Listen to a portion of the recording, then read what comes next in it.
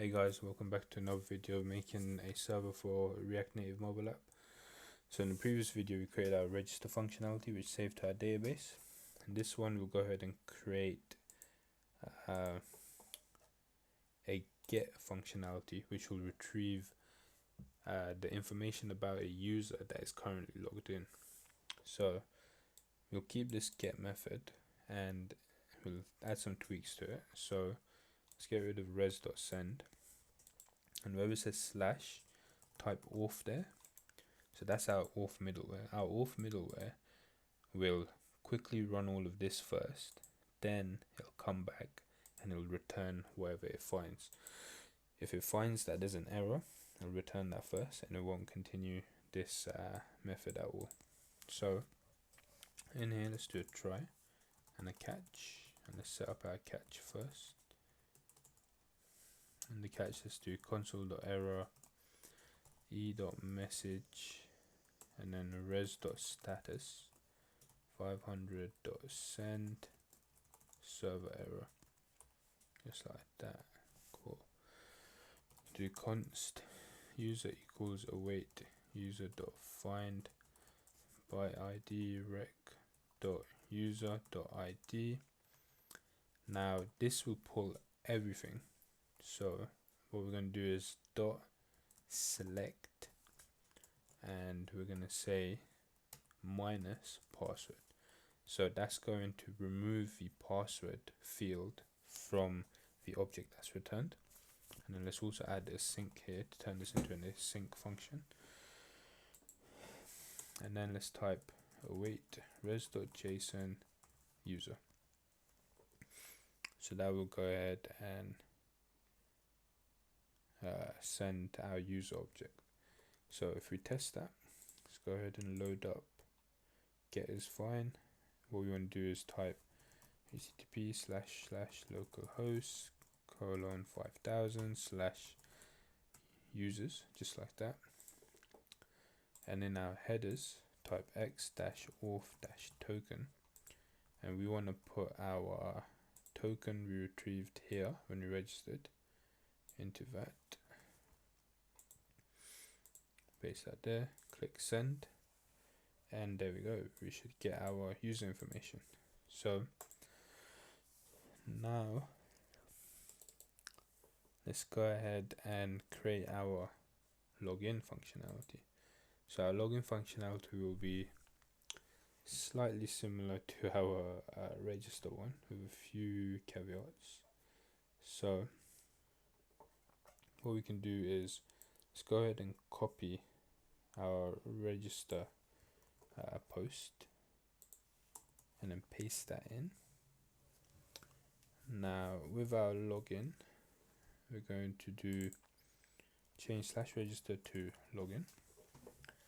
We're going to check the email, so it's going to please include a valid email is the same. Now the password is going to be not with 6 or more characters, but it's going to say password is required, and we're going to get rid of is length. Whoops, what did I just do there? Right. Get rid of is length and change that to dot exists, and inside of there we're going to provide an option object, and we're going to provide two parameters: check falsy, true, and check null, true. So this is basically going to check if it's an empty string, and it's going to check if it's null. If it is null and if it is empty string, then it doesn't exist. So now here inside of our res, we'll do const errors. Yep, that's fine. And then this one's fine. This also fine. And in our try, we'll do let user equals await find one email. And now in here we'll do exclamation mark rather than just users. And then in the message we'll say invalid email, like that. Now just go ahead and get rid of, we'll keep the sign bit, let's get rid of that and that, new stuff, we don't need that. Here we're going to say const isMatch equals await bcrypt.compare the password and user.password. So it's going to compare the password that's come from our user object in the database and the password that's sent from the client. So this will be in plain text, this will be encrypted, but bcrypt will use our secret, etc., to unencrypt this and then compare them. Or actually, rather, I think what it does is it just encrypts this one and then compares them. So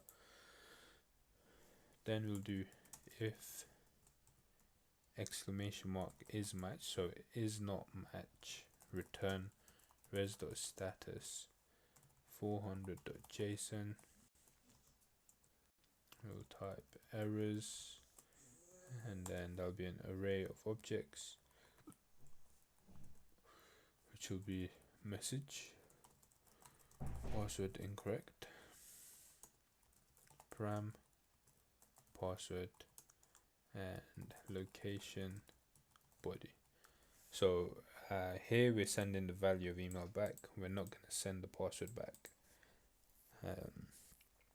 because ideally we only want to send password once, and that's from the client to the server. We don't want to send it back just in case.